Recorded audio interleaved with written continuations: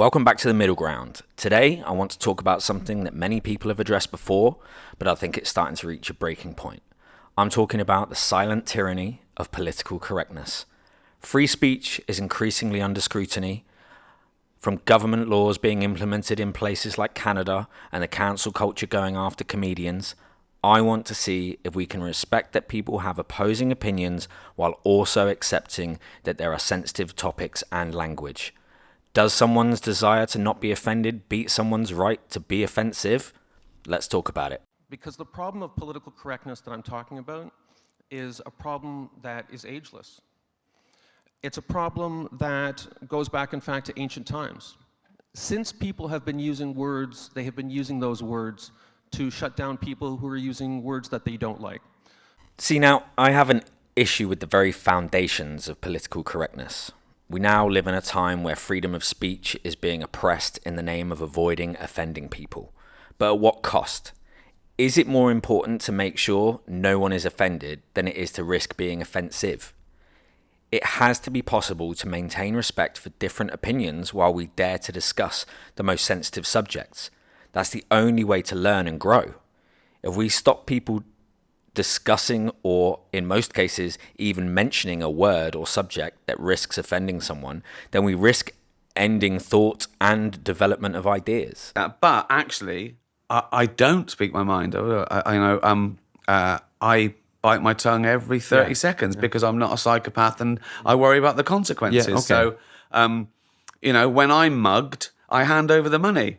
Because they might have a knife, or sure. You might be with someone who get hurt, or they know where I live. But obviously, Tony, my character, he's got nothing to lose, so he goes, "Bring it on." Yeah. So I think the comedy and the drama comes from us living vicariously through his freedom that we haven't got. Should people be able to prevent someone legally from offending them? No. Do they have the right not to listen to that person? Yes. So why now are we seeing more and more legislation surrounding speech? College campuses have become an angry reflection of a divided country. On this night, police and protesters are out in force at the University of Utah. The reality is that political correctness has reached such extreme levels that even the slightest deviation from the approved narrative can lead to public shaming, cancel culture, and social ostracization. But are we truly fostering a healthy society by suppressing one dialogue and diverse viewpoints? Good for America or just good for President Trump? He's now at the center of a nationwide debate about whether conservative voices are being stifled by protesters on American college campuses. In the pursuit of protecting feelings and avoiding discomfort, we run the risk of creating an echo chamber where only one perspective is allowed, stifling intellectual growth and genuine understanding. The very essence of progress is rooted in the clash of ideas, where uncomfortable truths can be confronted and resolved. But let's not forget that acknowledging sensitive topics and language doesn't mean embracing hate speech or inciting violence. It means creating an environment where honest discussions can take place, even when the subject matter is difficult or uncomfortable. It is in the uncomfortable that we as humans have been able to overcome. Preventing speech or enforcing only certain types of speech will foster a singular thought process, and nothing exceptional has ever come from the status quo. By enabling a culture of open dialogue, we empower individuals to express their thoughts, challenge prevailing narratives, and explore alternative perspective. It's through these conversations that we can truly broaden our understanding and find common ground. And many of those discussions that were had, many of those arguments and controversies, essentially followed the same politically correct pattern that now dictates the arguments we have over land acknowledgements and hashtags and everything else that informs our arguments about this subject. For example, the issues surrounding the trans community need to be addressed. Doing so by forcing only one perspective legally or through fear via cancel culture will garner resentment and hostility and will never create the acceptance that the trans community are pushing so hard for. In a society that claims to value freedom of speech, we must be willing to hear opinions that may differ from our own. It is only through respectful engagement and active listening that we can bridge the gaps that divide us and build a stronger, more inclusive community. Thinking this way does not make someone alt-right.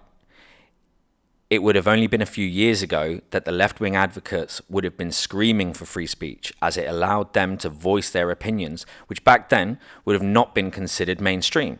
So it's concerning that has more or less become the opinion of the left that freedom of speech is great unless you have a different opinion to them, in which case you need to be silenced as you're offensive.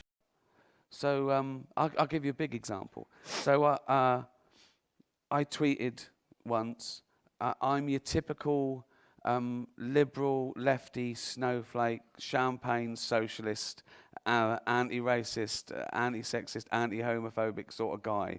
But if I tweet about freedom of speech, I'm suddenly alt-right. And that's true, because the alt-right have taken that on board for their own aims, and the left they're worried about it because of the adoption of it, and they start trying watering down because, you know, this safe space thing that, you know, it's a nonsense that to believe that some people deserve never to be offended their whole life.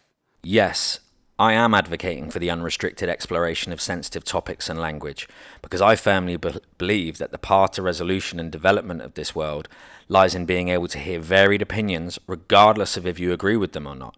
My biggest concern with the Western world is that we are drifting into further divided categories and subcategories. In most cases, people are too concerned with their own feelings than those of the collective. Force for good or bad, PC? Well, I think at the moment it's clearly a force for bad. I think it's corrupted the universities, perhaps beyond repair. And I think the reason for that fundamentally is that the PC ideologue types think that the proper way to classify people is by their group affiliation. And there's all sorts of problems with that. One is that there's an endless number of ways that you can classify people by their group affiliation. And that's actually a big technical problem. But more importantly, you need a kind of broad story to tell people about how they should interact with the world. And the story in the West has been that you should fundamentally treat people like the individual is sovereign. And our political system is predicated on that extraordinary and difficult to attain ideal. And to replace that with a collectivist narrative means that we're pushed back into tribal warfare, essentially. So, if you agree, let us challenge the chains of political correctness that bind us. Let us reclaim the power of open dialogue, respect debate, and the freedom to express our thoughts without fear.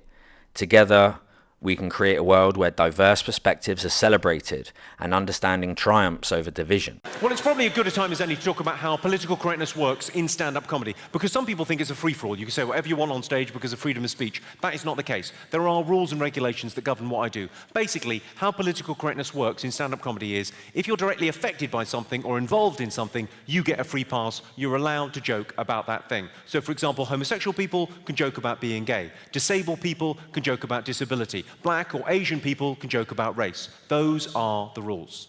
So, these two paedophiles walk into a park.